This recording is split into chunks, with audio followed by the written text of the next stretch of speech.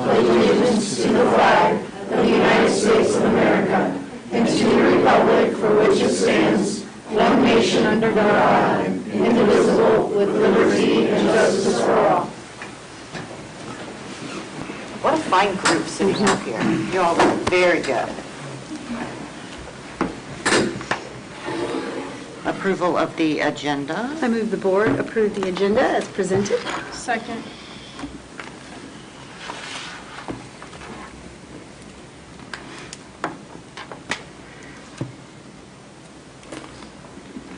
Nick? Yes. Jen? Yes. AJ? Yes. Dan? Yes. Drew? Yes. Karen? Yes. Angie? Yes. Motion carries. And approval of minutes. Move the board approve the April 2nd, 2024 study session minutes. Second. Nick? Yes. Jen? Yes. AJ? Abstain. Dan? Yes. Drew? Yes. Karen? Yes. Angie? Yes. Motion carries. Okay. Certifying the Board of Directors election results. You have a report submitted from this last election in regard to the results, and the official results for those elected to a 3-year term are Mr. Jeffrey Drew Marriott, with a total of 4,245 votes, and then Mr. Nicholas Nick Bartlow with 4,553 votes. And so this evening you have motion language to certify the election results. But before we do that, also wanted to share our gratitude and thanks to Mr. Darren Siebert for his willingness to put his name in the hat. And so we always appreciate those that step up to volunteer their time, but then certainly those that also run for office. So we present those to you this evening for your consideration. I move the board declare the election to be in order and that Drew Marriott and Nick Bartlow were duly elected to serve as directors for the Liberty School District for a 3-year term. Second.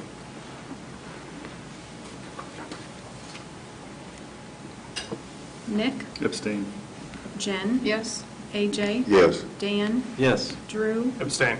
Karen? Yes. Angie? Yes. Motion carries. And Mr. Ackerman, you're up for honoring excellence. Some good recognitions tonight. We have a great-looking crew that has joined us this evening as part of honoring excellence. I think our first presentation you may have heard about, and then the other two are going to be somewhat new stories, breaking news, if you will, from the District Administration Center. We're going to start, if a lot of you may recognize that beautiful photo.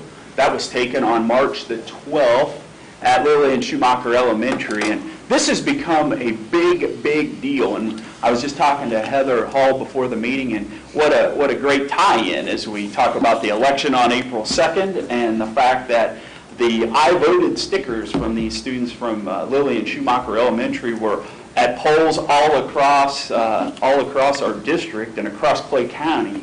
And I happened to be voting late on that Tuesday, and there were two older ladies working the poll, and they made mention, they gave me the full rundown of exactly where they had no idea who I was, and they gave me the full rundown of exactly how this process came about, and I thought that was pretty neat. I know it got some press and some television coverage as well. And we're excited to have, I think do we have all of those students with us tonight? We have 2 of the 4, 3 of the 4, even better. Yeah, we're going to bring each of you up here in just a moment, and we will also be sure to give the missing student tonight their award coming up. Maybe one of their classmates can bring it to them maybe tomorrow. We'll have to work that out after our presentations. But I do want to introduce Tiffany Ellison. She's with the Clay County Election Board. She just wanted to share a few remarks, talk about the program, and then we'll present these certificates. Tiffany? Thank you for allowing the election board to be here tonight. We're honored to be able to be here for this meeting and recognize these students and teachers. I want to say before you all had the opportunity to hire Celeste Fancher as a teacher, she was a volunteer at the election board for a few years. So she come in and helped with the election process leading up to election day for the last couple of years. And when she became a teacher at Lillian Schumacher, she was the first person I reached out to. I said, hey, we want to do this, and we'd love to have students create them, and fourth grade seemed like such a great age to do it. And so that's immediately was on board with it and wanted to start that program. She worked with the art teacher, the principal, and the administration to make that happen. We were fortunate to get a ton of excellent submissions. In fact, we were only going to choose 3 winners, but the board couldn't choose just 3, so we ended up going with the 4, and that's why there's 4 here today. So we want to thank the school district, we want to thank Lillian Schumacher, and we want to thank Celeste Fancher as well. Thank you.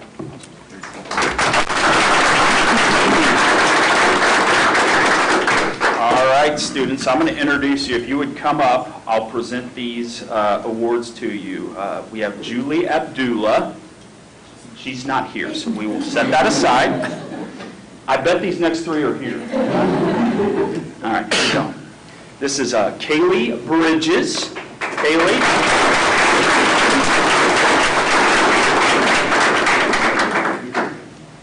And then I'm going to introduce Sydney Lunt.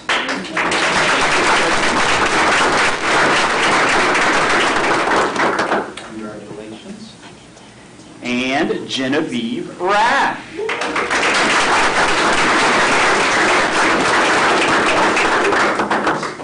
So great job, students. Also, again, she mentioned Miss Fancher. Also, our teacher, Katie Lichty. Thank you. And then we wanted to make mention of the 4th grade team, that being Lacey Lewis, Heather Beatty, and Christine Schimmel for their efforts. Let's give this big group a show.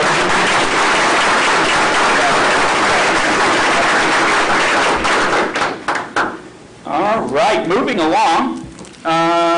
Jackson, join me at the podium, young man. Jackson Zimmer, you may recognize Jackson as he's a student council member at Liberty High School, regular attendee of our board meetings here, and you going to stick around for the full event here tonight? As much as I can. Much as you can. Well, he's made some exciting recent news as you see him on the screen. I'm going to read the brief release as the Missouri Association of Student Councils Distinguished Student Leader Award is an honor given to students in recognition of their outstanding leadership qualities and contributions to their school community.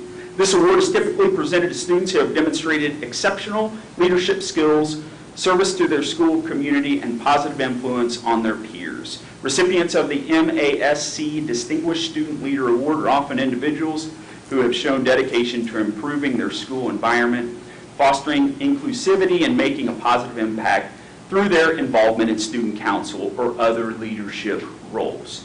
The specifics of the award criteria and selection process may vary from year to year, but in general, it is a prestigious recognition given to students who exemplify the highest standards of leadership and service within the Missouri Student Council community. Congratulations, Jackson Zimmer.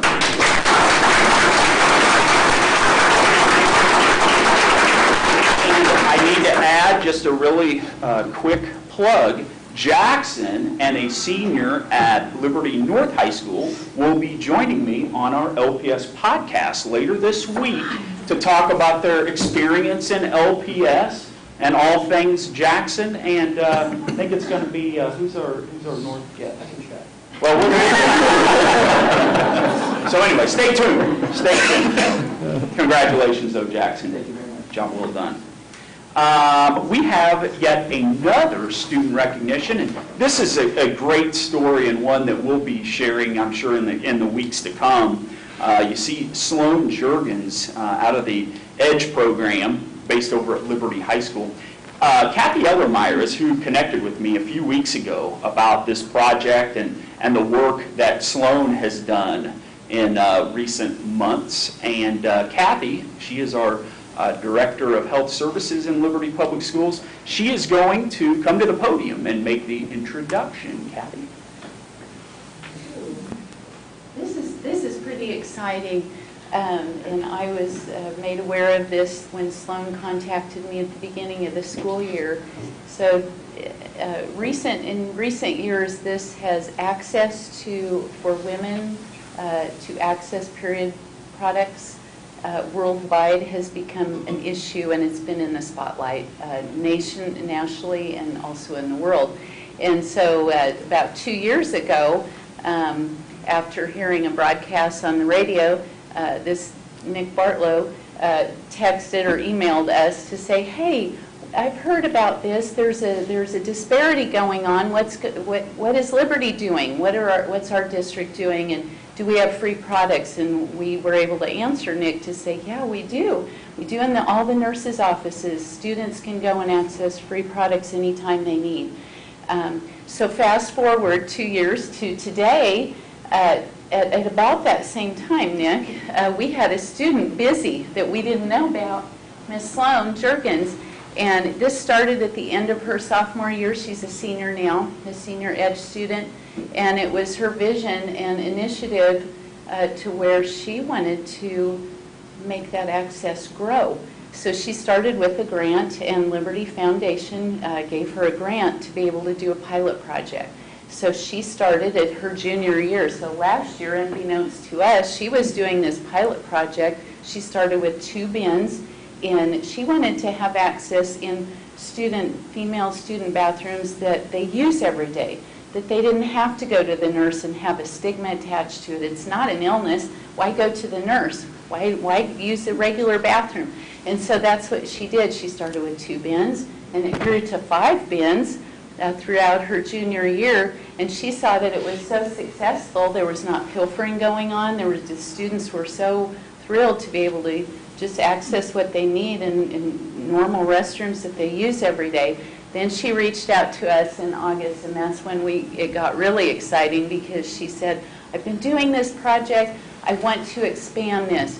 It's in my heart to have this initiative to expand this to all secondary schools in the whole Liberty School District, in all of the female bathrooms that they use each day.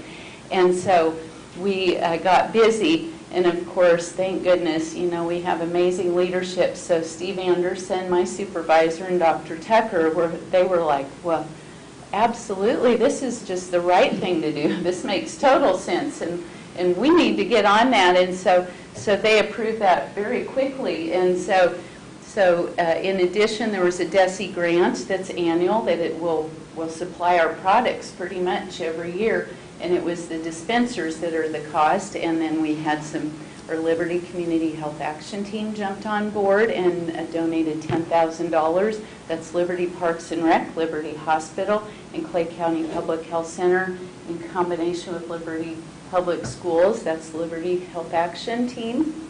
And so it really grew. It started growing legs. And so all of the great story is thanks to Sloan, her ginormous initiative, and seeing that in her heart, we now have purchased the dispensers. They are here in the district. They are going to be installed in the summer, and starting in August, all of our female students in secondary schools will be able to just push a button and receive free products whenever they would like, without any stigma or shame or having to ask, and just be able to take care of their own women's hygiene things. And it's just so heartwarming. So Sloan, come and join me. We want to honor you because this is huge. Thank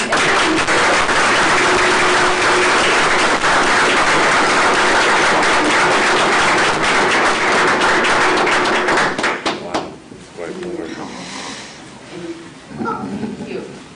Chris Redmond, our assistant director, she always finds the best things to get to treat people with. So thank you. I was going to say this award means very little. Congratulations.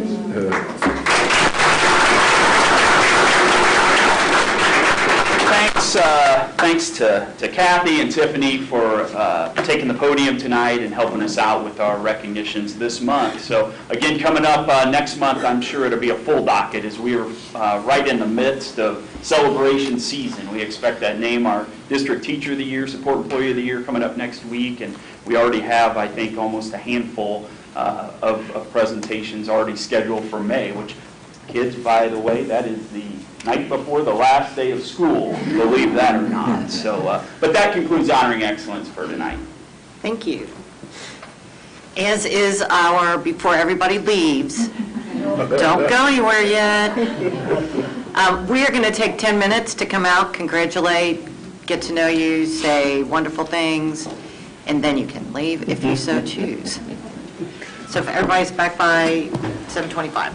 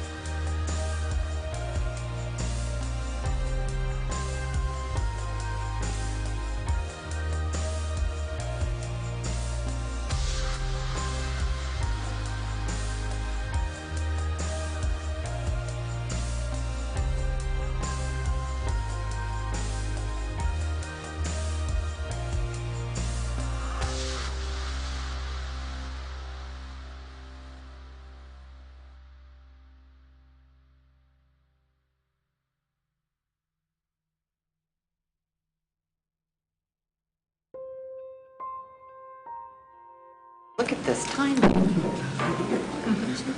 Did you Okay. tell them all to leave? Mass exodus. And they're gone. Okay, we are down to reorganization. We do have to do the oath of office. Yeah.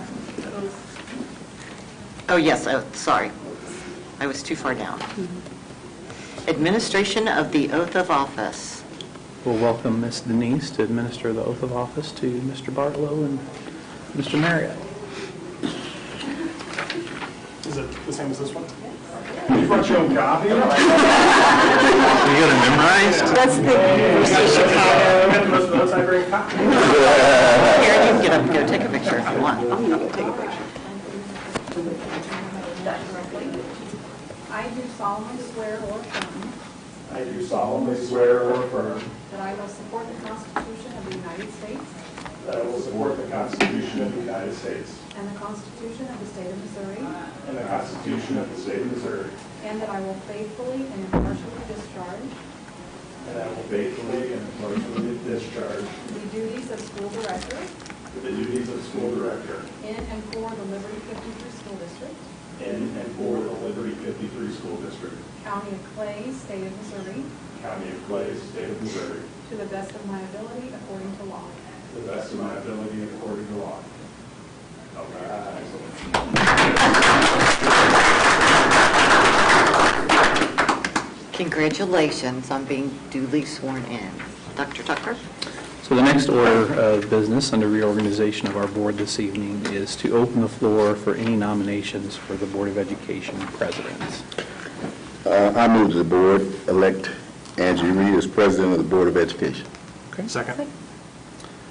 Angie Reed has been nominated for the position of board president.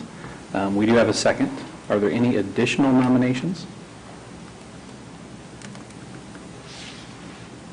So hearing no additional nominations, the nominations are ceased. Is there a motion to elect Angie Reed as president by acclamation? So moved. Okay, we have a second. Denise, would you call the roll, please? Nick, Yes. AJ, Yes. Jen, Yes. Dan, Yes. Drew, Yes. Karen, Yes. Angie. Abstain. Motion carries. Congratulations, Madam President. The next order of business then is the election of Vice President of our Board of Education. We'll now open the floor for nominations for the position of Vice President. I move the board elect Karen Rogers as vice president of the Board of Education. Second. Do we have any additional nominations for that position of Vice President?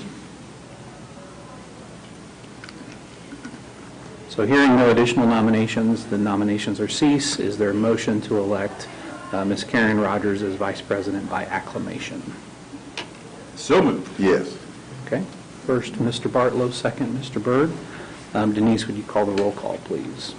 Nick, Yes. Jen. Yes. AJ. Yes. Dan, Yes. Drew, Yes. Karen, Abstain. Angie. Yes. Motion carries. Congratulations, Ms. Rogers, and we'll now turn it over to Ms. President Reed. All right, so we need to appoint our MSBA delegate and alternate. Currently, they are AJ and Drew, so I will open the floor if there is conversation. AJ? What'd you say? Do you want to do? Oh, yes, I thought I shared it with Angie. Oh, okay. I move the board appoint AJ Byrd as the MSBA delegate and I would like to you do do it, Drew Marriott as the alternate.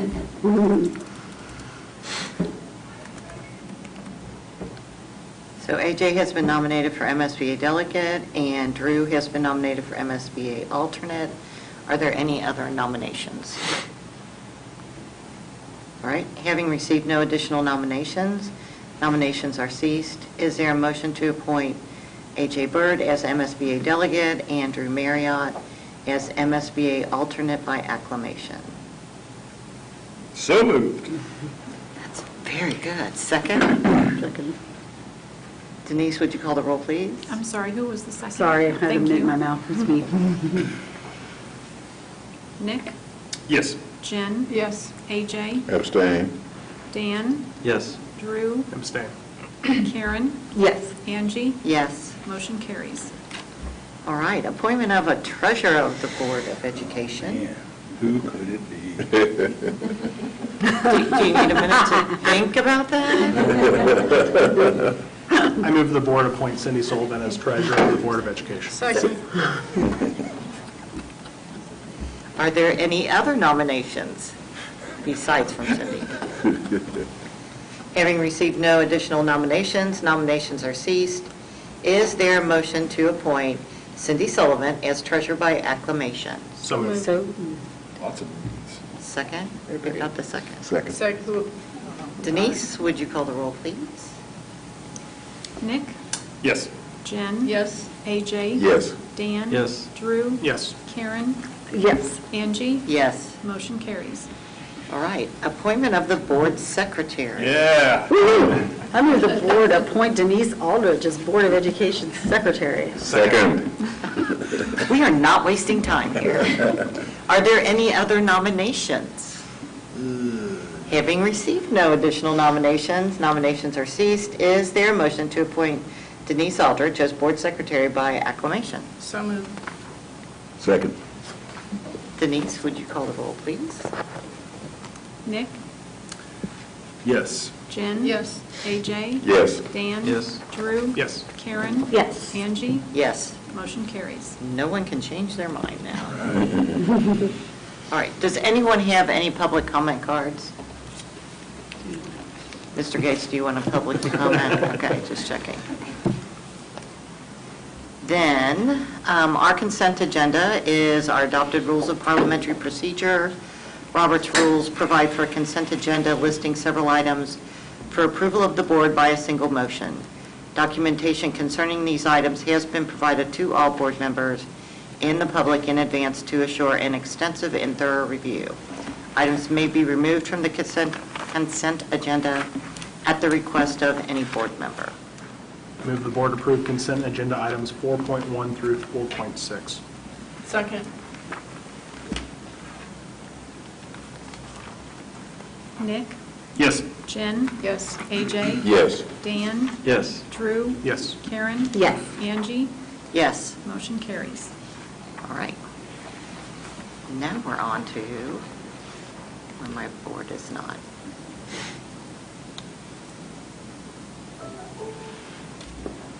Reports from administration. Item 5.1 this evening is our Innovation and Learning Report, and we'll turn it over to Dr. Moore to provide an update. Good evening. I wanted to start by thanking the board for attending events over the last several weeks, in the last several months, but spring gets really busy. So obviously we've had the Hope Awards, we had the Seal of Biliteracy last week, we have a Pathways event this week, we had a walkthrough today, and then we have our last walkthrough on Thursday, and that is at Ridgeview Elementary, and that will be at 9 o'clock. So thank you for attending those. I also want to recognize our buildings. They've really been focused on attendance this year, and I know the last few months I've been sharing that, so wanted to share again that we're staying steady at 88.53, which is really impressive in the springtime when it gets busy, and then you've had the flu and everything else. We have 6 buildings that are above 90%, some in the mid-90s, which is really impressive. So just wanted to recognize them for their work to make that a building effort. Also, we just wrapped up successful ACT testing last week. We also had our senior walk, as mentioned before. I also wanted to share that Liberty High School did a boot camp this year with students on the ACT to help prepare them. And then Liberty North offered some flex hour prep time along with some evening and weekend classes. So we're hoping to expand those opportunities and make them available to more students. And we'll kind of check back once we know how those students did to see, how they worked. So excited about that. Also wanted to say congratulations to Andrea Sumi publicly. She was recognized at Mazel for the Special Service Award. Dr. Schmitz went down with her earlier this week and was as she was recognized. And then finally, I wanted to give just a couple of comments about the AVID program evaluation. As you know, we have had AVID for several years now. Started back in 2017, really talking about this, and it's really about college and career readiness. Obviously, one of the goals is to help support first-generation college students, but it's available to all students who want to participate. I'm sure you probably had time to look at it, but 4 components of AVID that focus on the instruction, culture, leadership, and systems. Wanted to make just a few highlights based on the evaluation. There was a high sense of belonging among AVID students, and we compared that to high school and then the district, and it was quite a bit higher. Attendance for students in AVID was at 94%, which is wonderful. And then last year, we were able to pull together that we had at least $750,000 worth of scholarships offered to our AVID students, which is really amazing. So we just hope to continue to grow that. As far as the recommendations go, we want to continue to enhance our recruiting at the middle level and make sure that parents are aware of the benefits of the program.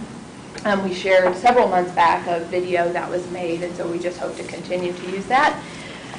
We also want to take time to just show the connection between the strategies that that AVID uses, which they identify as Wicker strategies. We use those strategies, K-12. We just don't use that name. That's part of the students who are in AVID, but that is the writing, the inquiry, collaboration, organization, and reading. Well done. We already do those. We already use those strategies. We know that those are highly effective strategies that we should be using within those areas. So we already use them K-12. At the high schools, they try to kind of infuse it more and label it Wicker, but we're already doing all those things, just not labeling it that. And then several of you were at the showcase at Liberty High School, and you got to see some of the students mention that they would love to have a showcase for their families, just so that they could see some of the things they're doing. Typically what they do now is to do a senior graduation celebration. And so students had mentioned that, so we'd like to do that moving forward next year. And then finally, we want to offer personalized professional development for our teachers who are just interested in learning more about AVID as a system, and then just learning about some of the strategies that go along with it. So this year, I really made it a focus to personalize PD more, and you'll continue to see that next year. So that would just be another option that we give our staff, that if they would like to learn more about it, they certainly could. So I want to thank the Innovation and Learning team, Christopher Hand and Michelle Schmitz kind of ran point on this and did a really nice job. But with that, I'll take any questions. How long have we been doing AVID? Sorry. That's all right. Go We ahead. started back in 2017 when That's I right. actually became the executive director, and then we kind of researched it that year and then implemented it after that. I do remember attending some meetings at North Kansas City, at Winnetonka, I think is where we went to one of the schools, and looked at their program. And I did look at those numbers, 65% compared to, I think, 47%. 67% felt like they met a sense of belonging. And I thought about the effort we've been making in terms of belonging, that there should be some intersection somewhere. And of course, what I also seen was a goal, I think, to raise it. I think right now it's 184 students approximately in both AVID programs, both schools, if I read it right. And the goal is to 450, to raise it by 10%. 10% of the school population, which I estimate is about 4,500 high school population, is that correct? So I think those are great goals, and everyone's not going to choose AVID, but hopefully more students will get engaged. The visit at Liberty High School was great. I just think that somehow we got to get that out there more and promote it. And I hear you saying you got to do that among the teachers and also among the students. And inviting parents might make a difference. Other parents sharing it with them. But it is a great program and great work. Thank you. Thank you. Appreciate that, Adrian. Yeah, I appreciate the report. I think it's very, very informative. And like the data, is there year over year, or could we plot some of these things, numbers? Have you been following it over time? So we've done some of that, especially with grades and just looking at, but since it's so early on, we were trying to kind of establish some of that. And so this was the first time we've actually done the program evaluation to that depth. So now we kind of have a baseline of how we can continue to track that for sure. You can pull some of the just enrollment data Right. and so forth, so that historical data is archived there. Another conversation we were having earlier today was in and around tracking it post-high school. Right. Yes. Where do those students end up? And so we do our graduate follow-up survey every year.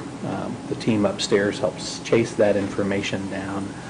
Disaggregating that by programs would be interesting to see, whether it's AVID, whether it's CAPS, whether it's Network 53, early college, Edge Micro School, and we can go on and on and on. Would be unique to see as we offer more choices. So, Have you noticed an increase in enrollment for AVID while you're visiting the 8th? I mean, this is the first year you've actually kind of solicited it to the 8th grade, right? We've done it before, it just hasn't been, probably the marketing hasn't been as strong as it has been now. So they enroll for that already, so do you have higher numbers, or have they not So enrolled? far, for that? we're solid for moving into 9th grade, yes.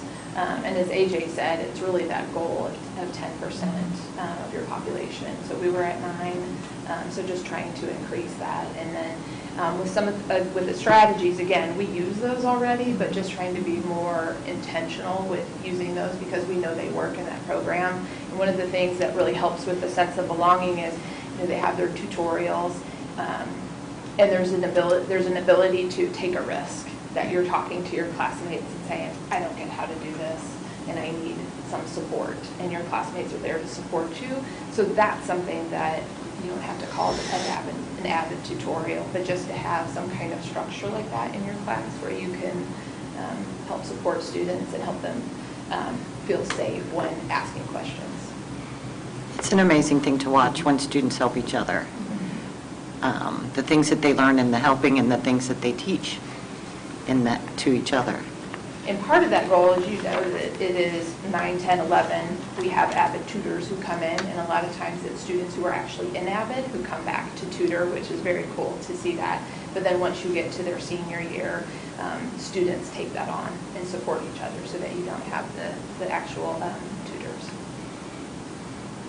I will say, it is crazy overwhelming the amount of stuff you get as an 8th grade parent to prepare your kid for 9th grade, and it's not just AVID, it's everything. I think there's things getting lost in the system Yes. of what should I pay attention to and what actually matters. that's a good plug for the ICAP. Is that right? Is that right? Is that what I should do? In regard to an individualized, course of study as far as a plan. And so the more that we get used to that as a system, it's relatively new in Missouri, but the more that we get used to that as a system, the better we're able to support and market and provide early awareness around some of these opportunities like AVID and other programs. So then that gets us into some of that marketing space and clarifying or engagement like we talked about last year, specifically around here are all of your options, all of your choices. What do you think you want to pursue? And then plugging kids in, but at the same time, not keeping them beholden to whatever path they choose or whatever program they choose, and the ability to flex and move as their interests and passions and understanding of what's beyond high school grows. So thanks for that segue. Yeah, anything for you. Appreciate it. Dr. Moore, I just had one thing. I really appreciated your comments about the additional strategies being offered to teachers on a personalized basis. That's helpful to me. I am sensitive to teachers feeling like there's something that they have to do, or that's the fact of hearing that this is going to be offered and that it's very aligned with what we're already doing in good research-based teaching strategies is helpful, and so I just really appreciated hearing your comments on that. So, Our hope is, we met today and talked about doing some personalized learning online for our teachers who might just be interested. So one of the things we may do is just offer here's a module about AVID, so people could learn about it, and then if they have more questions, they could go and they could ask one of their coaches, ask one of the AVID coordinators at the high school. or attend a session when we have that personalized professional development. Thank you. All right, you mentioned attendance being up. I know emails went out. I've seen plenty of communications from principals, which is great. Qualitatively, was that a push to all of a sudden, once that communication started getting out, all of a sudden we see attendance maybe start to rise? Is there a correlation there? I know it's not direct, but- I would say to you that this past summer, we sat down as an innovation and learning team after we got some of our state results and saw that attendance wasn't where we wanted it to be. So we had conversations with the principals just to say, here's where you were last year. And then we've just been giving them the information every month, which we had not done previously. Okay. So every month, and then when we notice that maybe a school is kind of below maybe that 85 or 86 percentile, Yep. And if they started out that way, we kind of connected with them and said, let's talk about some strategies of what to do. So Franklin took off and started doing some great things. Heritage Middle School took off and started doing some great things. And they've seen an increase. And I think it is because of that they've been very intentional. Ridgeview is another school that, to say that Tyler and Heather have been phenomenal, they're writing personal notes to kids that maybe they haven't seen. So I think they're being much more intentional, and it shows. It goes back to that belonging piece. Yep. If families know, gosh, they noticed that my kid hasn't been here, and the kid notices, oh, my teacher misses me, my principal misses me, then they make more of an effort to come to school. Cool. That's great. I've got one more question. In the report, you have the AVID indicators, and it says, but not limited to, and it lists 5 different things there. Are those things that the program itself talks about, or is that what we see? That's what they talk about. Okay, because my guess was that's not really the profile necessarily of our AVID students, and it just led me wondering, kind of back to Nick's point about these 8th graders and the difficulty of kind of digesting all the bombardment of new terms and things. I wonder if we shouldn't, like we have a graduate profile, if we shouldn't have a high school pathway profile of what an AVID looks like, and an ICAP, and and so that something like that might help parents. If you could look at it in one page, just like with our graduate profile, one page, look at it and say, okay, I'm kind of thinking this. I mean, it's still you don't want to create the silos that people feel stuck, but I think something like that might be helpful in digesting that. And we do have some of that I can share, that they will share with the middle schools. They share that with the principals, the teachers, the counselors as they go in, and they have some material for parents as well. But it's also great when you can sit down and see that in print, or maybe have meetings, but they definitely have some of that. Any other questions for Dr. Moore or Dr. Schmitz or Mr. Hand? I'll throw them out there as well. So thank you both for being here. All right, thank you, Dr. Moore. Item 5.2 is our Student Equity and Access Report. Dr. Dixon Seahorn sends her greetings. She uploaded her report and then jumped on a plane earlier today to head to an American Association of School Administrators symposium over the next couple days on mental health. And so we look forward to hearing her report back as it relates to that symposium. If you have questions, load her up. I will get those to her. We will get those to her. And we'll make sure that she gets those responses to you. So please take a look at the content she shared in her report this evening.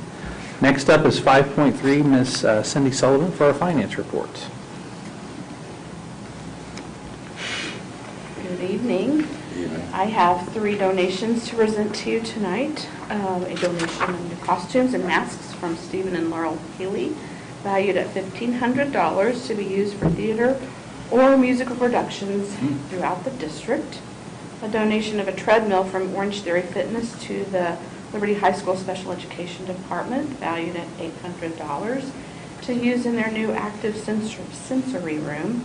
And a donation of packing boxes from Vanguard Packaging to the district warehouse, valued at $3,909.37. And those boxes will be made available to district staff to use when packing up to move classrooms, for remodeling, and for summer maintenance. So we appreciate all three of those generous donations to the district from those patrons. In the business services world, we are obviously working on budget, which we'll talk more about in a little bit. You're finishing up some ESSER 3 reporting data collection. That is winding down, and that is one of the last bits of reporting that we will have to do in regard to COVID funds. So while we do appreciate that money, we are glad to be wrapping that up because that's been a lot of work to have to keep track of all of that over these few years. As far as when we're working with the budget, we're also adjusting the general ledger when we find things. As we prepare the budget for next year, it gives us opportunity to dive deeper into what's going on in this year's general ledger and gives us the opportunity to make adjustments there, which you see through your budget amendment report that comes through consent agenda. Next week, the accounting staff and I will be at the Missouri Association of School Business Officials Conference down at the lake, and that's a good time to get staff out to get some professional development for them and to connect with their peers and do some learning, which they're harder to come by than for teacher people, for my staff. So we like to give them the opportunity to get out and do that. I will be presenting on fraud there next week as well. So we always like to have the opportunity to share things that we know too. So that will be a good time. Also, the Audit and Finance Committee did review documents, did not have anything to pass along. In May, they will meet in person and review the budget document and have things to report back to you at that point. With that, that's all I have, unless you have any questions for me. All right, so our operating fund chart, the last couple of months, looks larger versus a year ago. Yes. More than we've seen historically. How should we interpret that and think about that? Collections are good. Okay, there you go. Yeah. So with assessed valuation increase and a strong collection, that is showing up on your cash. And we're not spending quite as much at this time of the year. I think it's on supplies and all. Yeah. It's in part of the report that you saw earlier. Yeah. But it's just slowed down a little bit. So cool. Yeah. Good. But May is coming. Just watch next month. We'll make a T-shirt for you. May is coming. It is coming. How many spots are open on the audit and finance or coming up for review? That's, sorry, I just thought of that. Yeah, 3. And okay, that I was just will be curious. beginning to be pushed out in quick news. Okay. For applications for that. Okay. So thank you for asking about that. So 3 members of the 7 are up for renewal for new people to come on. And we don't know if they're renewing?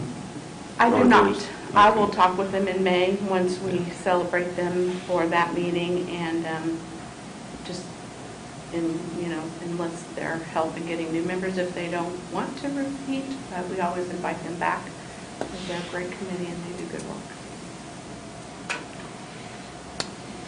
What other questions do we have from Ms. Sullivan?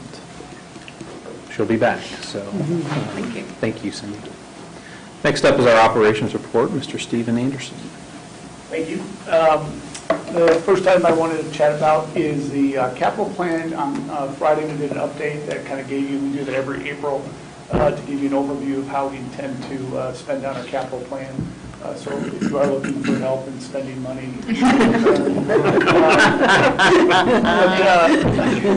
I'm sure she was wondering. She knows very well. But I think that there's really no official action there because all the items that come up are as part of bidding activity. So you see all that trickle in through the course of the spring and summer. We share that. The other thing I'd like to point out is our process in kind of pulling together that plan, the review and vetting and prioritization. There are so many different individuals and departments that weigh in on that. And it's a pretty slick process where we have any project that affects everything affects more than one department, but everybody kind of weighs in to help prioritize, and then we depend on how much money we have allocated. We then start the process of culling down to determine what those projects are. This year, we do allocate quite a bit just for allowances for flooring and asphalt, some of that typical stuff, equipment, minor equipment. We are also, some of the bigger projects, we've got a couple elevators. This building needs an elevator in Ridgeview, and those are pretty large expenses, as you can imagine.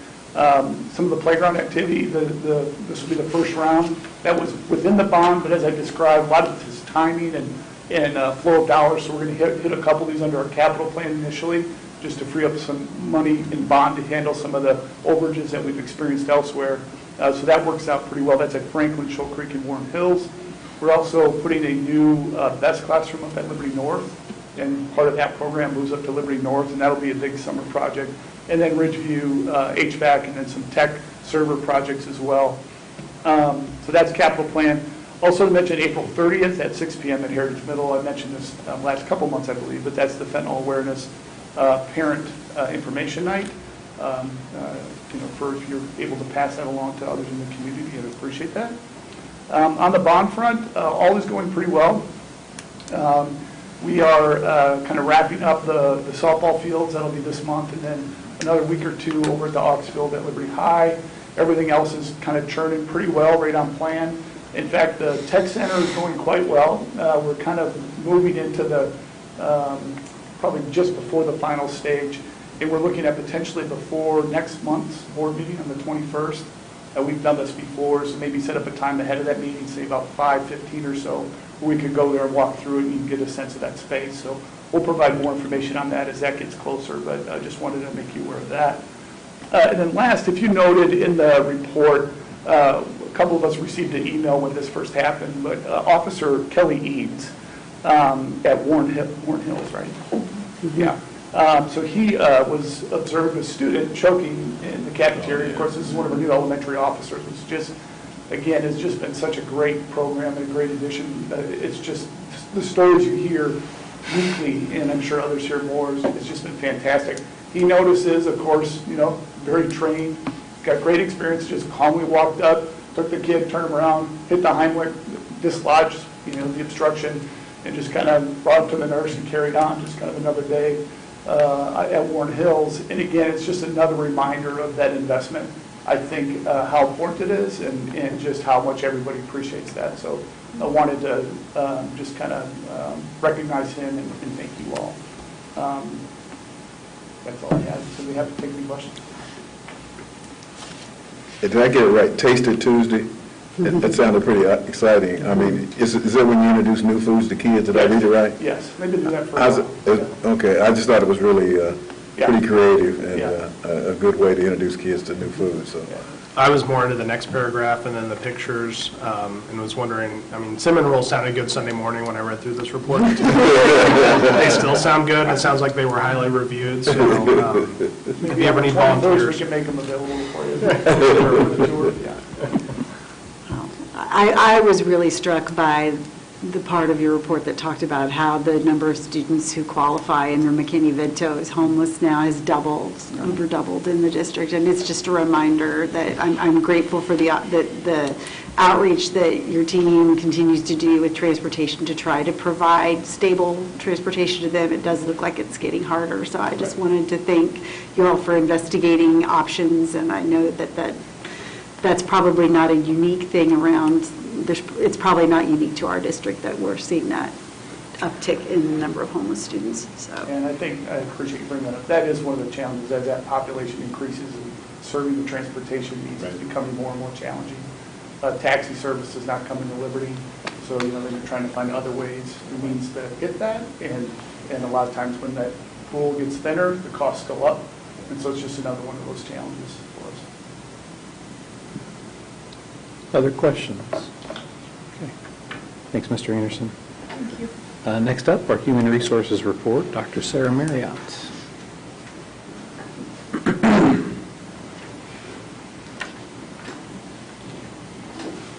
Good evening. So this past month, we have been focusing on identifying staffing needs for the 24-25 school year based on resignations and retirements, and then filling those vacated positions. Dr. Copeland, in conjunction with our building level principals, have worked very diligently to fill those vacant positions with many high quality candidates. So it's exciting. And through their efforts, we only have a few open positions right now for the 24-25 school year. We have 5 elementary classroom positions to fill, 4 middle school and high school positions, 2 special education positions in the BEST program, a counselor, and a speech-language pathologist. So a big thank you to Dr. Copeland and those building level principals for really working quickly through the process to make sure that we're filling all of those positions. And then Team Liberty conducted their final meeting of the 23-24 school year on Thursday, April the 4th.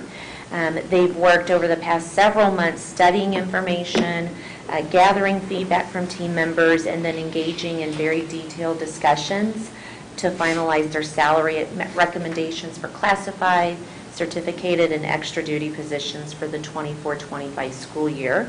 And the recommendations have been shared with you this evening for a first review. And I want to thank Team Liberty for their hard work this year. They've been very thoughtful. They've been very patient with me as I have learned this process and really trying to work through that. They've allowed me to ask questions, turn to Cindy Sullivan and ask Cindy questions about what do we do and how do we do this. So I appreciate them, and they really have a great process that makes good decisions for all positions at LPS. A special thanks, though, to Kim Sadler and Jenny Ward, who are both exiting Team Liberty, and they have served their terms. And so we are thankful for their time on Team Liberty, and will welcome 2 new team members this fall.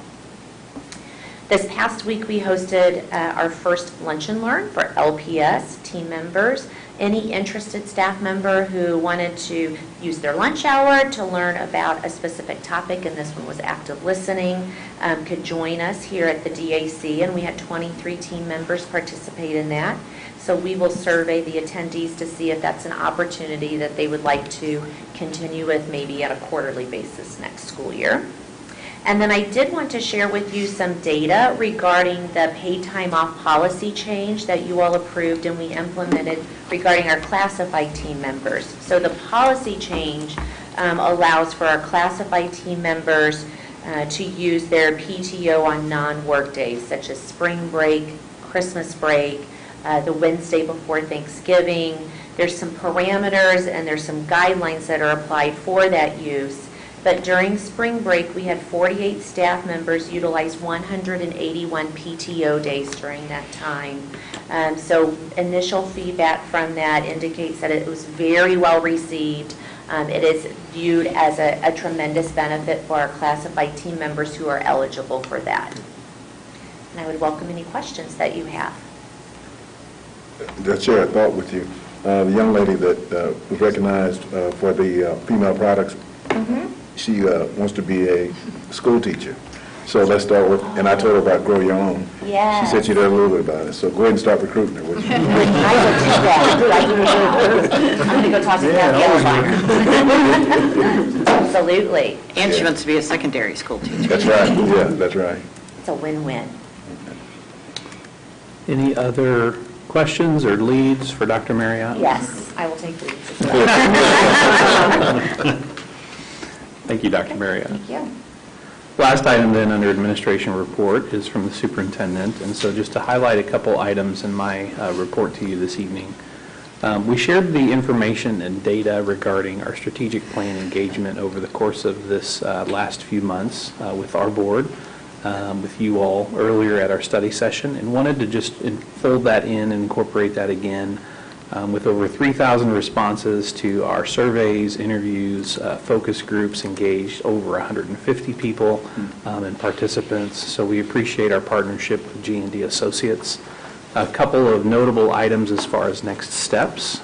We've taken our themes that we heard from our engagement and feedback, shared that with you all at our study session. We shared that with our district leadership team. Earlier this week, yesterday in fact, we met with our strategic leadership team to be able to focus in on the 15 plans that we currently have this year in our strategic plan, to be able to identify those items that are complete, those items that will carry forward, or perhaps those items that we will just sunset. We identified about 7 of those 15 areas that we will continue to carry forward next year. And so additionally, we're planning in the coming weeks of having a 2-day retreat or workshop with G&D Associates and Scott to be able to work from the themes and the priorities that have surfaced to be able to develop action plans in populating next year's strategic plan. Received a copy or a first draft of an updated Vivid Vision earlier this afternoon, so I look forward to diving into that, providing Scott some feedback on it as we go back and forth, but then also bringing that forward for you all to view.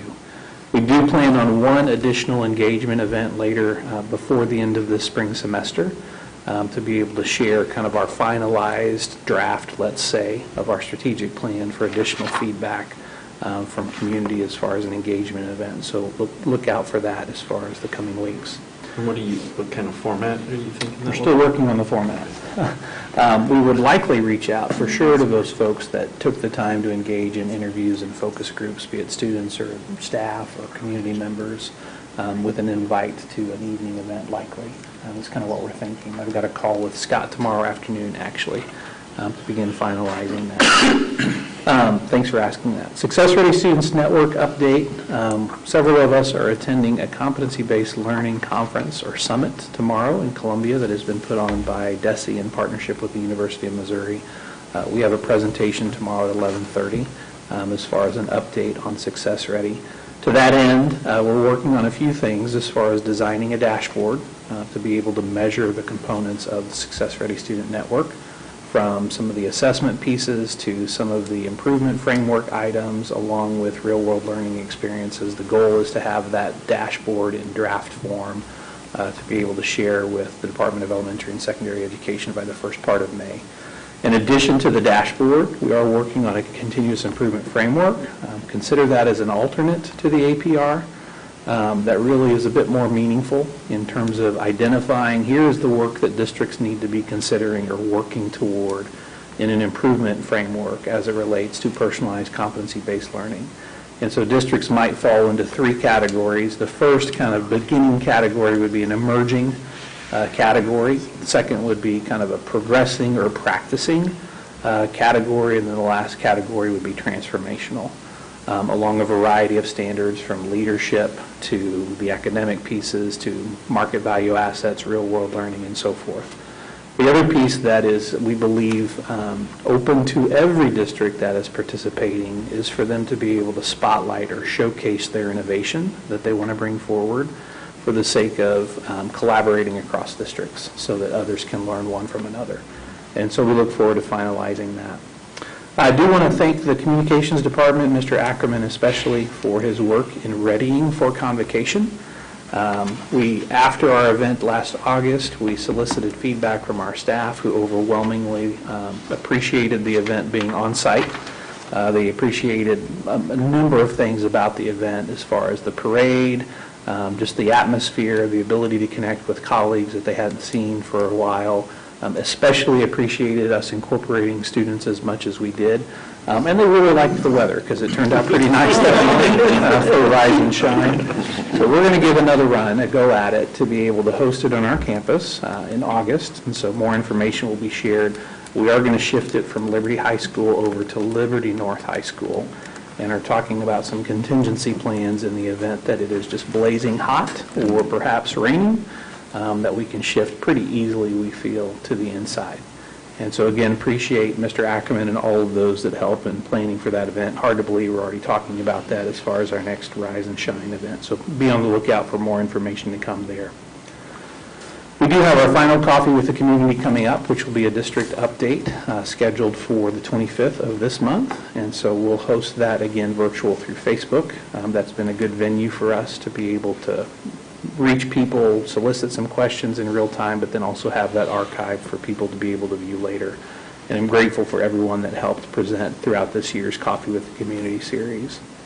Dr. Moore mentioned the variety of events here in the fourth quarter as far as end-of-year events. Several that are notable just to mention and be able to put on your radar include our retired staff luncheon that we will welcome back and hold an event here in this room. In fact, on the 25th, right after Coffee with the Community. In addition to that, the Northland Education Banquet is scheduled to honor representatives, teachers, and support staff from across our Northland school districts. Northland CAPS is having their end-of-year celebration along with just a variety of events as we get close to baccalaureate, and then also our 2 graduation events scheduled for March 12th. We'll share more information about that day with the board as far as your availability and logistics and planning. Last thing that I wanted to mention was really something we've been watching during the legislative session that's taken shape in a bit of an omnibus bill, and that's Senate Bill 727, which passed the Senate, moved on to the House, and was gaining some traction a week or so ago. We're actually getting updates here during the meeting in real time about Senate Bill 727. Has a good chance of passing the House of Representatives. I would encourage you to keep in tune with legislative updates through the Missouri School Boards Association, and if you feel compelled to reach out to legislators and share your thoughts on that particular bill. It does have a lot of information contained in there. We're hearing as of this evening that the Senate is encouraging the House to vote it through as is without any amendments, any changes. If they so much as change one item, it has to go back to the prior chamber. It has to go back to the Senate. A comma, we were told. There you go. If they don't change anything, then it would be agreed upon and truly finally passed to be able to move on to the governor for his consideration. So we'll be watching that through the course of this evening and into tomorrow. So with that said, would open it up for any questions you all have of me. Is this still contained about charter schools in Columbia? Does it still contain that piece? Specifically, charter school expansion in Boone County. I'm sorry, Boone County. Yeah, So yeah. Columbia, of course, being the major Right, player right. there, but you do have some smaller districts that are part of Boone County. Right. So it is still there? Yeah. Okay. Have you put in the order for weather for convocation? We have talked at length about that. Okay. With Mr. Ackerman. He has assured me that it will be awesome. Okay. So we shall see it. I know you gave some kudos on the convocation planning. I would also layer in the website migration. Yes. You noticed that. Thank you. We do appreciate Dallas Ackerman and Caitlin Brown for helping with that. As you'll recall, our prior web platform was transitioned to Final Site. And so Caitlin has done a lot of that work along with Scott Hickey. You'll also notice that a lot of it's layered down to the building and departmental level. And so while there are some consistencies among as far as appearance, they also have some autonomy in the content that they provide and so forth. We were working on some mapping ideas earlier this afternoon to showcase or spotlight building level innovations through, of all things, Google Maps. They have the capabilities to do that. So we're tinkering, how's that, to be able to share more of what we do in Liberty. So thanks for that acknowledgement. All right. Thank you, Ms. Reed. All right, on to unfinished business. I was going to skip something, but... Under unfinished business, 6.1, you do have 2 policies that you have seen on several occasions. Policy DD tied to grants as well as JHC tied to student health services and requirements. Would present that to you this evening. We're going to just leave it for first read this evening, come back to it in May for consideration as far as action. But in the meantime, if you do see anything that you feel needs some clarification or you have some questions on, please feel free to reach out to us as it relates to how we process grants in the district, but then certainly items related to student health services and those requirements. So we'll be back to that one in May. On to new business. 7.1 is 2024-2025 compensation plan, and I was really hoping Dr. Marriott would just keep going and give you all of the information tied to Team Liberty's recommendation. You have several documents here, the first of which is the memo from me to the Board of Education regarding a synopsis of recommendations that have been brought forward from Team Liberty for the 24-25 school year. And then what follows that, I believe there are 8, if I counted correctly, related schedules from administrator to certificated, classified schedules, an extra duty stipend schedule, miscellaneous rates of pay, miscellaneous stipends, professional and technical schedules for both 10 and 12-month employees. This is presented to you this evening for first read with the desire to have it acted upon or approved in May so that we can begin finalizing pieces that need to go out to staff as far as updates and so forth.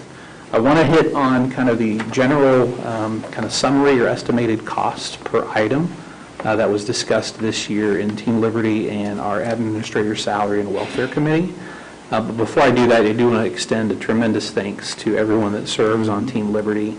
Ms. Cindy Sullivan, I believe you're the senior member on Team Liberty.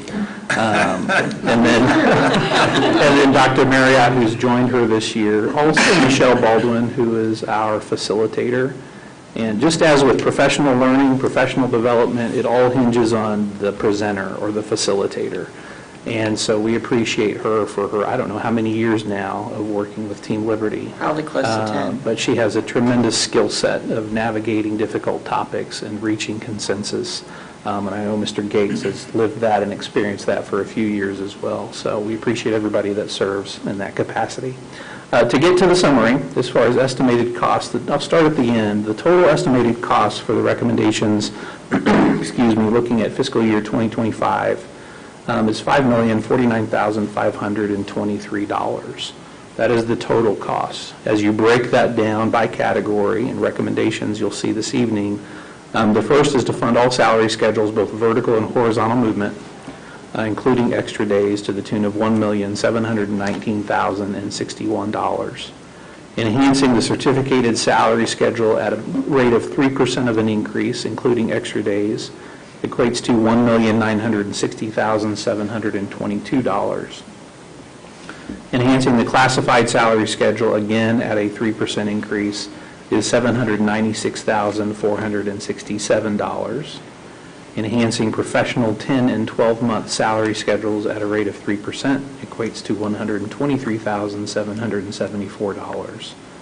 And then enhancement to the extra duty salary schedule of an additional 5% to remain competitive across our region is to the tune of $124,935. One statement there, we do anticipate going into next year with some further study by position as far as being able to assess which positions are perhaps above our area, right at, and competitive with our peers, or perhaps even lower. That then we may need to come back to the board next year and make some adjustments then for FY26 from that standpoint. So just a little bit of a placeholder there as we enter into the next school year. The last item that I would mention as it relates to enhancement of administrator salary schedules, that too is at 3%, and the resulting increase is $324,564. The second page of that memo really just speaks to those recommendations in a little more depth, not a whole lot more, but there is some additional information there. And then one item to make note of and clarify this for me. At the bottom of our memo, it states, estimates do not include the cost of PSRS and peers as it relates to the total amount. So that is to be factored in as well. Anything to add to that, Cindy? No, I can tell you that's about $805,000. Thank you. Additional benefit cost. Okay. So we'll present that to you this evening. Certainly over the course of the coming weeks, if you have questions, please don't hesitate to reach out to any of the three of us, Dr. Marriott, Ms. Sullivan, or myself, and we'll look to try to clarify or find an answer for you. And I know that factors into our next item, but then gets into our budget as it relates to expenditures. Okay? Dr. Tucker, you mentioned that next year doing kind of a salary assessment across the board. Would that include the extra duty piece, or how does that look? Is that something that can be compared? We have some data that we've gathered already through internal efforts, but then also through some of our education associations and through cooperating school districts as far as our athletic conference, that we can do some comparison. So we began looking at that a little bit this year. What we noticed were in some instances we were higher than others and lower in some areas. So I think that's where it's probably a little bit more of a dive. I wouldn't say it's a formal study that we've talked about, but we did discuss that as an area of focus. And so as each year Team Liberty convenes, they talk about their priorities over the course of their year. So that is something that I imagine will be discussed when they reconvene in August. So, okay. For that study, is that something we're thinking? I think in the past we've done, we've had third parties come in and do those studies, like Evergreen, I think was maybe one or 2 years ago. We've done that more for certificated and classified, and have never formally done that, to my knowledge, with extra duty. We have not. Yeah, so I think for us, it's just a matter of seeing what data we have available and then identifying, again, where we're leading, perhaps where we're lagging, and then if we need to adjust individually rather than a blanket 5%, 10%. Right, I wasn't asking specifically as to the extra duty, but just generally, is that something we're contemplating or more? of an We have done administrative that. I don't know if we're on a time frame as far as a cycle to do that.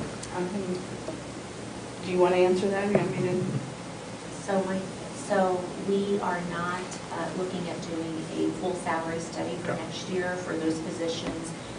Just as Dr. Tucker shared, looking at the extra duty specifically, as that's been an identified priority of Team Liberty. And then in future years, if there's the ability to make any salary adjustments, then we could entertain the thought of doing a salary study. The most recent ones we've used, to your point, were Evergreen and then CBiz. I was just trying to remember the time frame. Yeah. we just implemented one last year. Right. We had Evergreen last year. Okay. And I do want to clarify on that extra duty, we did try to include the extra duty in a salary study probably 2 times ago, and it came back really unusable, so we tabled it at that point. And part of that was due to the disparity, as Dr. Tucker has indicated. Some are very high, some are very low, and the fact that not all of our positions are also positions that exist at other school districts. So that might be where the internal work starts next year, is for us to start looking at that here first before we try to add that to a salary study. And as part of the Team Liberty conversation and part of retention and attraction of staff, when we feel that those are getting difficult again, is the time that they start asking for another salary study. So we go along with their recommendations on that to the point that we feel we are able. I'm sorry for asking questions before your agenda item even starts. That's okay. Other questions on the compensation plan? Thanks, Cindy. All right, so then let's pivot over to the next item, which would be 7.2, as it relates to preliminary expenditure budget. So Ms. Sullivan, Thank turn it you. over. So last month, we talked about the preliminary revenue budget. Today, we're going to talk briefly about the preliminary expenditure budget. The total expenditure budget projected for next year is $280,232,057. You will see this is an $18.5 million increase over the current year. And you will note on this slide that every category except for long and short-term debt does show increases. And as we go through the rest of the presentation, we'll talk about why and what. So that's a pretty normal increase for a bond project year, so don't be alarmed that 18.5 is rather large.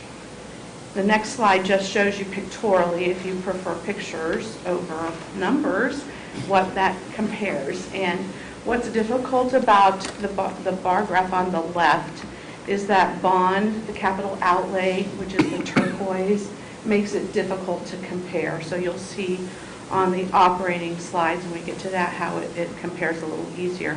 Because in 21-22 and 22-23, we didn't have bond projects. So that turquoise bar piece is very small in comparison to the other years. And you will note in 2021, we were finishing up the 2018 bond, which was $49 million versus the $120 million that you see represented in 24 and 25. So just take note when you look at that bar that it is a little bit misleading if you don't understand what's behind it. Next slide. For the operating budget, we're talking about $194,871,924 overall. That is an increase of $8.1 million. And you will again note it was the same as the previous slide that showed this picture. And we will talk about those as we go forward. And the next slide shows the picture of this. And this is a much better representation of the gradual increase of the all of the categories. So they are what you would expect for a school district: salaries and benefits, increase about the same with the exception of when we transferred levy, which you saw a little bit of a bigger increase. And then you'll notice that purchase services and supplies in FY21 are a little bit smaller because that's when we asked people to withhold 15% because we did not receive all of our state formula payment until June. So those are some differences to note on that slide. If you go on to the next slide, we'll dig in and we'll talk about employee salaries, which we just finished. We don't have to spend a lot of time on this, but we did provide you that recommendation, and that drives about $112 million in 24 up to $117 million in 25, which is the $5 million price tag you saw on the recommendation that was presented to you earlier.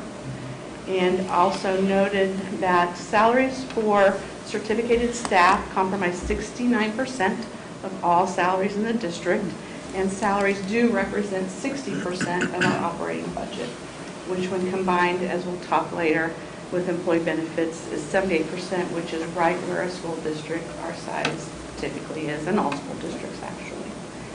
The next slide shows employee benefits. They are about 18% of our operating budget, and they are going to increase about $1.7 million. So that includes a premium increase for medical insurance. We did have our preliminary meeting with our broker last week, and they indicated we're sitting right at a 19% increase, which when it all boils down to, we figured 10% is a good number because that we always start up there and are able to work it down. Hopefully that will be the same case again this year. Also note that that 10% increase is split over 2 fiscal years because we are on a calendar year insurance plan. So part of it will start the first part of the year with the current rates, and in January a rate increase will most likely go into effect. So you see about a 4.8% increase this year for that half of an insurance adjustment for medical premiums. We are on a plan, a multi-year plan for dental and vision, so we will not have any rate increases for next year, so that's a good thing. Also, you have to remember that the district contributes 14.5% of certificated salaries and insurance costs and 6.86% of classified salaries and insurance costs to retirement on behalf of our employees, so that is an expense. Employee benefits do include medical, dental, and vision insurance, retirement, life insurance, FICA and Medicare, workers' comp, and disability. About 90% of those costs represent medical, dental, vision, and retirement. When you said it was dental and vision that you said will not increase. Yes. It won't increase January 2025. Mm-hmm. That's what I'm tracking. So the next increase potential is 26. For medical, or for dental and vision. And I believe dental may be actually through 26, 27. We've got a good rate guarantee on dental. They try to get those when we go out to bid. They try to get some rate guarantees in there. And we will say that if come August, after we have started the Team Liberty process, if Blue Cross and Blue Shield will not negotiate with us down from that 19% projected increase, we may be bidding out our insurance at this point to see what we can get as far as a better rate. So that's always an option when we get to that point. And that will be a part of our Team Liberty conversation that we have starting in August when we have our first meeting. And you've heard us talk about, too, we always want to have one free plan at a minimum for our employees. We have 2 right now, 2 or 3. So that's always one thing we want to consider when we're talking about employee benefits. Moving on to purchase services, constitutes about 12% of our budget, and they are going to increase very small, about $363,000. And some of that's some shifting from purchase services away to supplies and just some moving around of things, and a combination of some larger increases with some larger offsets. The things that we plan and know will be increasing is the cost of property and liability insurance, contracted special education services, along with a decrease in tuition to private agencies, an increase in maintenance and utilities costs, including rate hikes and additional space that were being added, square footage for our new buildings that were constructed with bond funds. We're also going to experience an increase in costs for contracted handicapped transportation and our white fleet purchases or contract that I think we're going to talk about after this, actually, so you'll learn more about that. And that's coming out of capital purchases into purchase services. So overall, that's a pretty small increase in that category. Next is supplies. So I'm sorry. That's okay. Where is that being moved?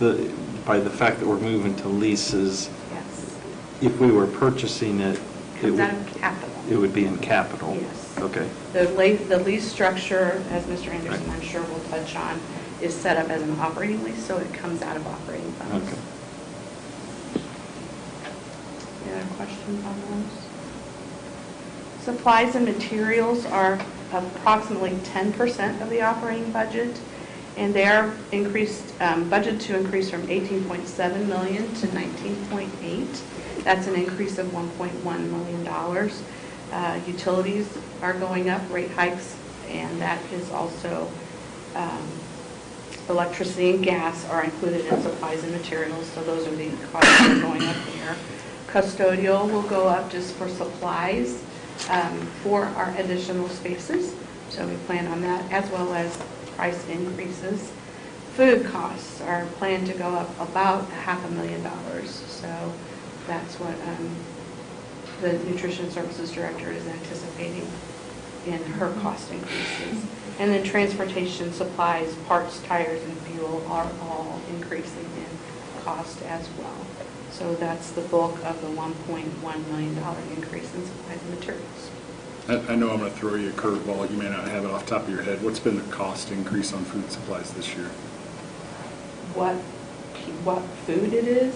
Well, no, just how much have we paid over That I last year? don't Yeah, have no, at that's the fair. tip of my From the fingers. previous year, from the Yeah. previous fiscal year. Yeah, I that's can fair. get that for you Yeah. and let you know. Make a note of that.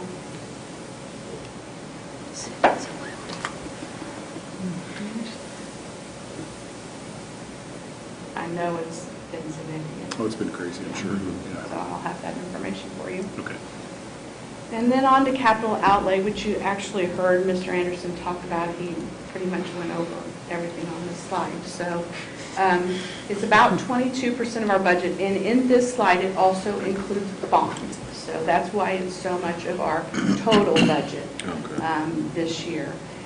They are budgeted to increase from $31.6 million to $62.9, and that includes $56.5 million for projects funded by the 2023 bond. And we'll continue to work on those bond projects to spend those funds down. And as you heard him talk about the capital improvement plan piece of that, it's a little over $6 million, which is up from $4 million this current year. And it includes bus purchases, roof repairs, everything that he said, elevators, playgrounds, the Liberty North special education space, HVAC replacements and repairs, and other various site renovations. So that's what you're seeing. I will caution you that this capital plan right now is very fluid. Bus purchases are slated to be in FY25. But we may get them in FY24. So if that happens, we will spend that money in FY24, amend our budget, and remove them from that FY25 budget. So we do have several things that are kind of playing in both worlds right now. So this one is really fluid. And if we don't have all of the information a month from now, that will cause us to amend this budget pretty quickly after you adopt it in June. If we do know in June, though, we will definitely make that change and inform you of that change when the final book is delivered to you in June. But just expect that there could be some swings, particularly in this budget. So look for that. And finally, debt service. So you know that debt service is what we pay our bonds off with. It's approximately 8% of our annual budget for next year, and they are budgeted to decrease from $47.3 million to $22.5 million, and that is due to the large payment we made this year on the FY23 bond issue. It was set up in such a way, because we had reserves in our debt service account, that we paid approximately $31 million down on the 23 bond issue in the current year. So that goes down for next year. We don't have that large payment, so you will see that that comes back down to more of a normal look for FY25. And lease payments are really very much online. They're going to decrease about $98,000, and that's just because the new Apple lease was a little bit less of a payment than the existing Apple lease that's rolling off. So that is the difference there. So finally, we'll go back to the first slide that we started with, and this is our total preliminary budget that I've presented to you tonight. And I would love to answer any other questions that you might have over the expenditure proposed budget. What will happen in May is we'll put all of this in a book. It will change slightly. We already know some changes that we've gotten from when we put this together to what now people know that they need. So that will be the document in May, and then in June, when we hit you with the final one, we will show you what we've changed so that you can see how these expenditures have changed with updated information that we will have. With our meeting later in the month, Yes. scheduled for Thursday, June 27th, just as a reminder. That gives us a little bit more time to close out this year and then finalize anything that we need for you all that evening. So, Is there anything that you're hearing in Jefferson City that would impact any of this fiscal year, or is it all looking at future years? I mean, they're not really talking about not funding transportation for the next year or anything like that, right? Obviously, 727 will have an effect mostly on FY26 more than 25. It could affect 25, but not to the extent that 26 will be affected. So I feel relatively certain that the way the operating projection spreadsheet looks next year for the revenue piece, that we will be able to feel good about that year. So 26, not so much. I think where you'll see a big impact for some districts as those ESSER dollars roll off and sunset is whether or not those districts have tied those dollars to reoccurring expenditures. That's the fiscal cliff, right, as it relates to school districts. But we've been good stewards of ensuring that we're not connecting it to reoccurring expenditures. So we'll have to watch and see how other districts are impacted. We will be, if they're able to fund the second half of the formula increase due to the change in the state adequacy target, we will be in a much better place than if they don't. We will be okay, but it may cause us to think twice about some expenditures in FY26 if that is not able to be funded. And if 727 does pass, and we know with how expensive it is, that they currently may not have the revenue to pay for it. So we also expect at that time transportation category will maybe hit, and don't know what else, but that would be the first thing to get away, which is about $4 million. So that we would have to find that or reduce costs somehow to cover that. Thank you. One of the things that we were talking about a few months ago was the county level change in property tax for retirees. Has there been any discussion that you've heard on that at the state level, thinking that this session might add clarity to that, or are we just going to get to the other side of this legislative session and pick that up again in a big pile of goo? So we have 21 days left, and anything can happen around there. And it can happen fast, as we're learning. There is a bill as it relates to senior citizens tax credits, and I believe one provision of it is extending it and making it more accessible, like more broadly, rather than like even to educators, like retired educators and others. That was one piece. I couldn't speak to the other detail. I don't know if you know, Cindy, what those provisions are. The other provisions where they are defining what eligibility means, so it's 62 Social Security eligible, so not necessarily have to draw it. They've defined that in the proposed legislation. They've also indicated that you can't go back to when you first turned 62. It's as of the date of enactment. So if an 82-year-old wants to apply for Senate Bill 180 or 190 freeze, they can't go back 20 years to when they first turned. So, which wouldn't have impacted us because the ordinance that the county passed wasn't retroactive like that, right? Correct. So that would be Correct. impacting like Greene County and some of those, Yes. St. Charles County and some of those other places. So not necessarily the clarity that I think we thought that they were talking about before the legislative session we thought would be there. on the local front, when I talked to the assessor 3 weeks ago now, I guess, he indicated that that application for Clay County will not be available till January. Right, 25, So, again, when we go into the same process next year, we will have no better information than I have for you today about how that will affect us. But that's an indicator that through 25, I guess, when we're sitting here a year from now, it's not going to have changed. We may know if it's going to change, but it will not have changed a year from now. I think that's fair. Another area that you triggered that made me think of is as it relates to legislation around personal property taxes. And that's gotten some traction as well on two fronts, reducing the rate at which personal property is assessed. Right now it's 33%. Yes. Reducing that by, I believe, 7%. I believe that's correct. Pretty significant. It's not just for cars, boats, RVs, but think of commercial personal property, so industrial personal property, right?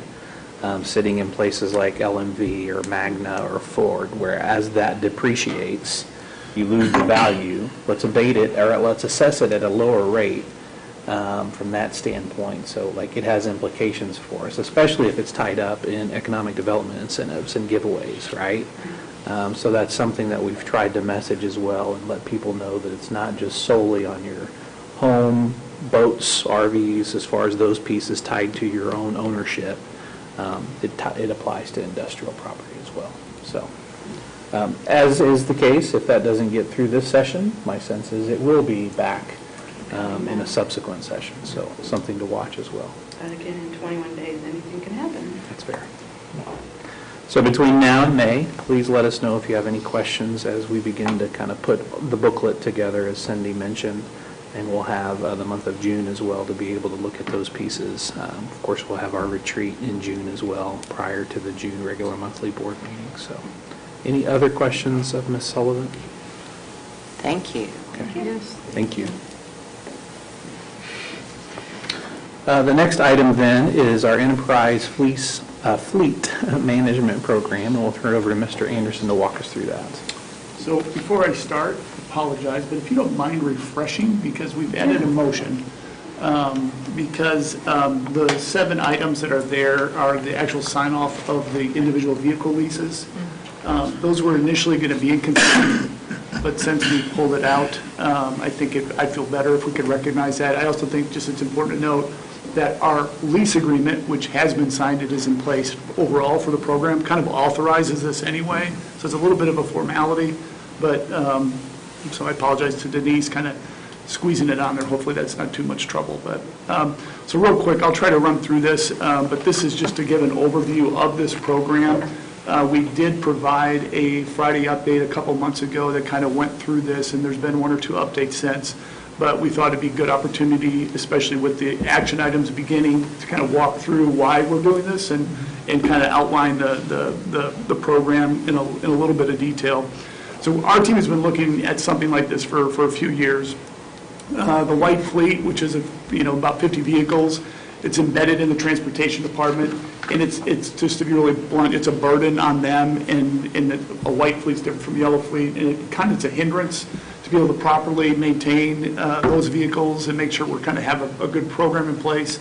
And so we've been trying to solve this problem for a while and tasked a group of our district leaders who began to meet, look at, explore options. One of the things that they found is this enterprise. We obviously knew this existed.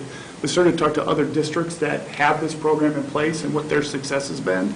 And we heard nothing but really great reports. So we began to have conversations with Enterprise. It's on one of our co-ops, which allows us to have kind of those direct conversations and really to try to break out how this might best flow and function for Liberty Public Schools. So in that work, we were able to kind of put together a plan, and it's a lease, equity lease program. So the vehicles, we purchased them, and we, let me kind of walk through this real quick so I don't miss anything. The program itself includes regular preventive maintenance, and it's all GPS systems and telematics that kind of works in, so we're notified when we have to get the vehicles maintained. We take them to third party. We don't take them into transportation and bump a yellow bus out, or if they're out on route, which sometimes they are, it can get backlogged and then ends up just getting back into the fleet. So this way, it's just kind of automatically notified, and we get to put it in for maintenance and upkeep. We're able to identify the specific vehicles we want, so very specific to the users and the department. It's a 5-year lease that would take place and run for obviously every 5 years. We would fund each vehicle, and then Enterprise, they actually hold the title. That's part of this operating lease arrangement. And then when the vehicle runs after that 5 years, it is Enterprise sells the vehicle, and those capital dollars come back in to Cindy, and so she can do with it what she wants, I suppose. But so that money all kind of cycles back to us, which is kind of nice, a nice function of that program. Okay, so I got to pause you there. Yeah. I may need a little more detail on that. Yeah. So we're buying the vehicle outright? Our money, capital money, purchases the vehicle. Yes. Enterprise holds the lease. Yes. And that allows us to do it under operating. This is what all the other districts do, right? Totally. We did have long conversations with them about if we could flip that model.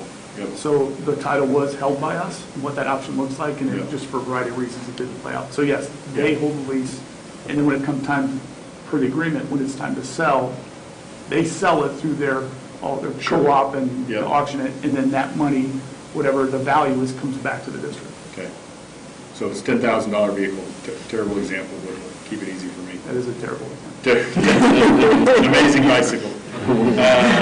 So $10,000 vehicle, it's $1,000 a year. We pay $10,000. Enterprise holds it. After 5 years, they sell it, so there's the $5,000 gone, right? And we get $5,000 back. Right. Got it. Yep. Love it. Thank you. Okay. A quick rundown of the details. So it's a flexible term, so if we ever decide annually, we can just say, yeah, this is not for us, and we can kind of pivot out. There's no mileage restrictions. It's all, as I mentioned, the preventive maintenance is it's all very well coordinated and structured. We believe an updated fleet, because some of our vehicles, 15, 16, 17 years, will realize reduced fuel costs with newer models and greater fuel efficiency. There's no clauses about abnormal wear and tear. Our responsibilities are limited to fuel. That's it. That's it. That's it. So any service, tires, et cetera, they take care of it? That's all part of that lease. That's crazy. Okay. The only other exception would be tires, but I don't think we anticipate we have to replace any tires within 5 years. So it really should be exclusively a fuel program. In the grand scheme of it, it's anticipated that we'll replace about 10 vehicles a year. And initially, it's about $130,000 to kind of get up and running as we transition the fleet, reaching a peak of about $475,000 a year. And that's obviously without escalation and inflation.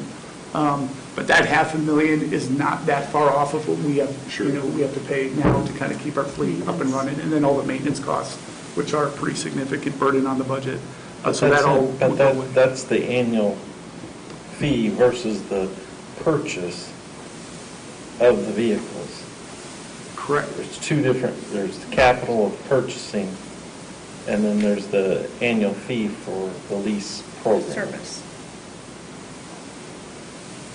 I'm double checking. I believe that to be the case. So keep me honest here. The fee is just, well, it's almost, you're depreciating it with enterprise. Are we actually paying $475 a year? Yes. Or is, okay. Yes.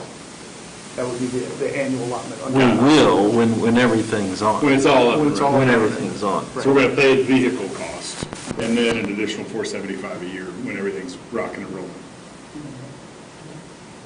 I'd have to double check that. I want to make sure Yeah. if it's embedded in that 475 or not.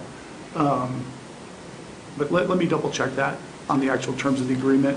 A lot of it, just let me do that, if that's okay. But, I mean, one of the things that you've said is that we have vehicles that are 15-plus years old. Yeah. When we're fully under this, we won't have anything over 5 years old.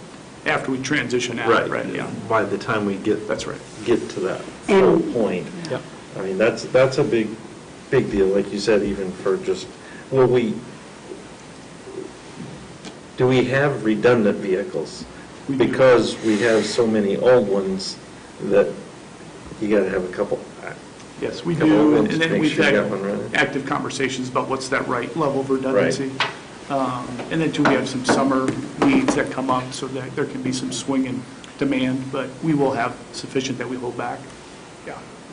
Well, I think the key thing I heard that you said was that this isn't a matter of this is a help to our service maintenance team at the bus station. It's about helping them be able to free up and work on buses and not working on these vehicles, right? I mean, that's the benefit. I think that's probably the most significant, maybe hidden benefit of it, is to take this off the plate of transportation and let them focus on the yellow fleet. So yeah, I think that's a really big part of this. I will tell you, there's been many conversations, and on many of those, just asking, what am I missing? I'm not seeing much downside here, even as you look and evaluate the costs of it. It's a wash at best. So I don't think there's anything in here that's just like, okay, we're really going to pay for this in some way, fashion, or form. So I do think all in all, it's a very positive step. Who insures the vehicles? We do. Yeah. So we don't hold the title, but we insure them? Correct. Yeah. And then logistically, if they're pulled out for maintenance, do we have a substitute vehicle? Yeah, to Or Dave's we'll just point, keep the old one? we'll have some level of redundancy where we can kind of take care of that. So we will have a few extras available. We do now. So we'd be basically carrying that forward. I think the only other part I had in here was just basically related to these procuring these 7 lease quotes here for the next 7. We had 1 last month. That was before you. This is 7. That would be 8 total. That'd be all for this year. And then next year, as I mentioned earlier, it'd probably be another 10 that would come forward. And eventually, in the course of 5 years, we'd replace that full fleet. And I apologize. I should have. I want to be sure on that. The cost, the upfront cost of the purchase, but it's included. I think it is included, but there's something a little. It looks like, there. like if you add up all the 60 months rental on one of these, it's the capitalized price of the vehicle. Not exact, but pretty darn close. Okay. To be clear, I'm all for it. I'm just trying to reconcile it in my mind. Most important, will there be LPS stickers on the vehicle? Yes, that's been discussed at some length as well, so there will. What did you say? LPS sticker. Just make sure it's the correct one and not the empowering excellence 50 years ago. If I'm not mistaken, Denise's son's picture is on one of the vehicles, right? The box trucks, which we're having trouble getting rid of that. Or We selling. could just update those pictures. Wow. And again, Steve, this is from the contract we approved in February, It right? is. Yes, it is. So it's basically, like you said, a formality acknowledging essentially what we've approved. Yeah. Then what about fuel sources for these? Are they all gas, or are we moving to They'll be all- LP, or what do we? For now, there'll be gas. We've had some conversations about transitioning the fleet and where there might be opportunities to do that. We'll be very careful, I think, doing that. But for now, it would just be gas. And we have this WEX card system that's kind of built in where we can just go around. The other thing I should point out is Jason Bright, we're having a hard time kind of landing this, like, because somebody still has to own it. Obviously, every department will have a kind of a point of contact, and I think Jason finally got tired of all the banding about, and he just said, I can manage this. And so he's going to, I appreciate that willingness to take it on and kind of be the liaison to enterprise and just make sure it's kind of humming along as it should. And it's grounds, IT, and maintenance primarily? Is there other departments? So it's maintenance, grounds, tech, security has a few. I think that's primarily it. Okay, cool. Thanks You're welcome. for walking us through that. And I apologize for the late motion add. So, sorry. So that we do have motion language added. Well, I move we approve the Enterprise Fleet Management Program. Second.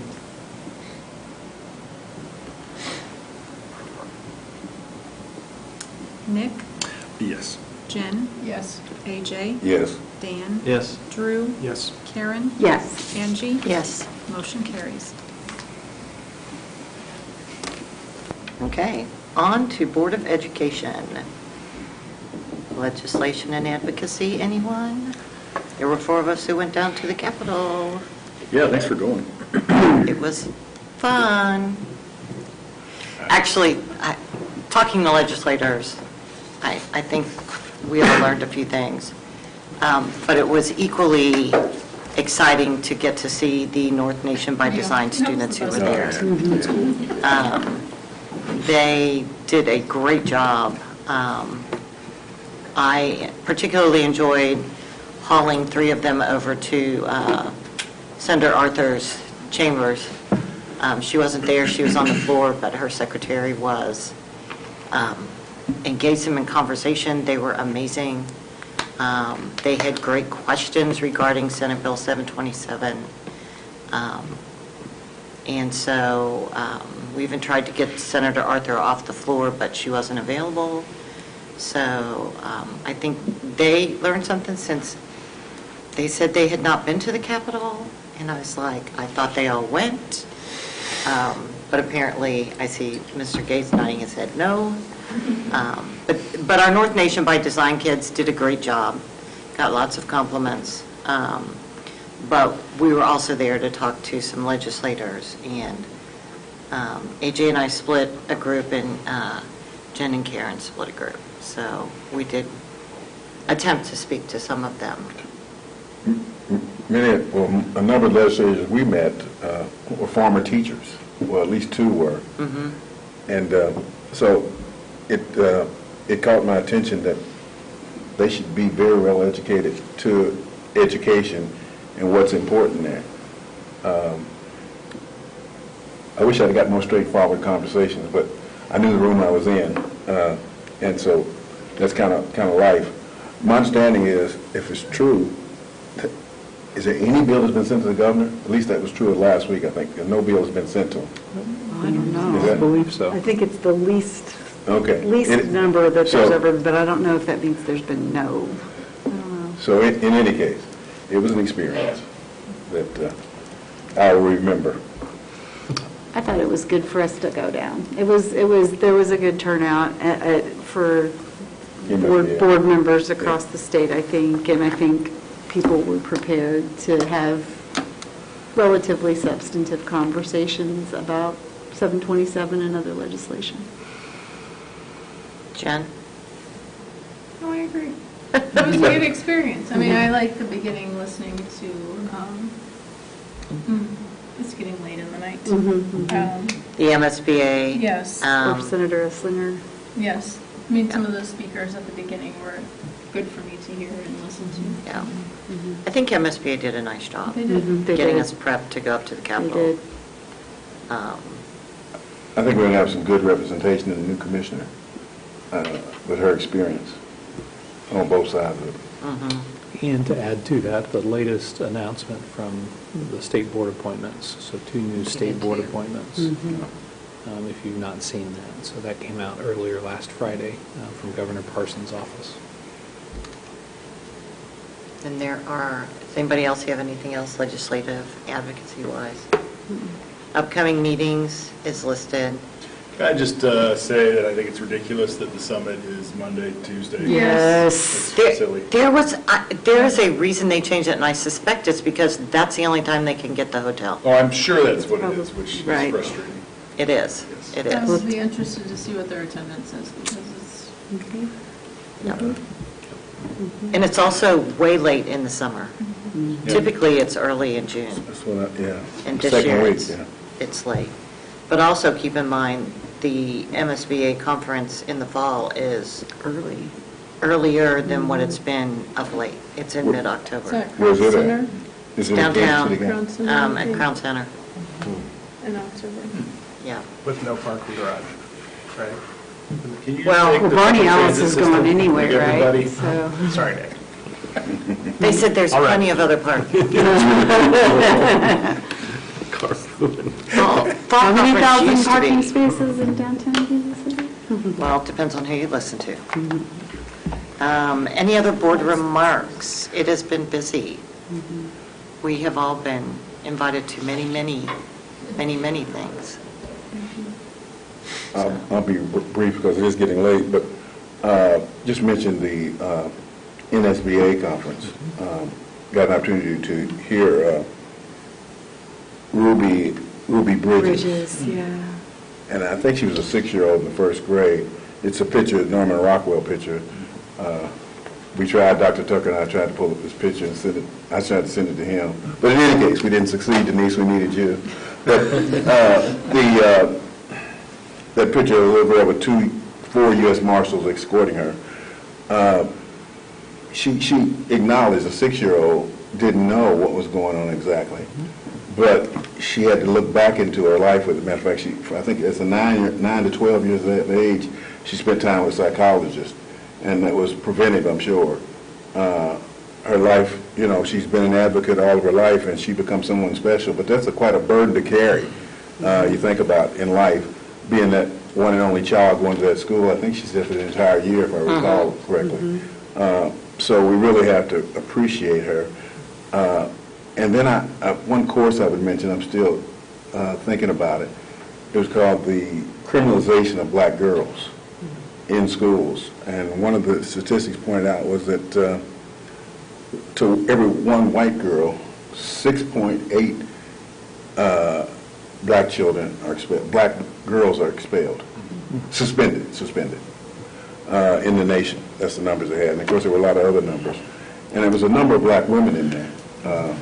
Understandably, and they had a conversation about strong black women. That conversation you hear, somebody's a strong black woman, and they're saying that's oftentimes a burden to carry also, which many have looked at it as a positive, and I had a strong black mother, but I didn't think as much about the burden I had to carry, that she had to carry in being that person.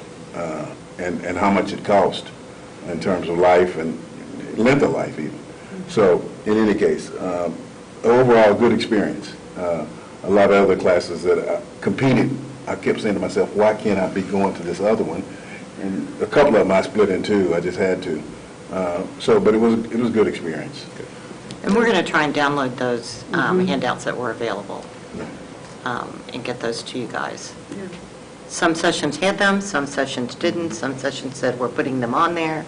We'll find out. Yeah, and we can So- talk Yeah, about there were it. a couple, I think I sent you guys a couple that I was interested in. I got to Some the info mentor on. center. I got to the mentor center one. There was some Okay. good stuff in there, so I got to Yeah, that one. because we can download them off their app. Because It was nobody good. did paper anything. Yeah. It's just not done anymore. So, any other remarks? All right. Do I have a motion to adjourn? Move the board adjourn. Second. Yes. Yes. Yes. Yes. Yes. Yes. Yes.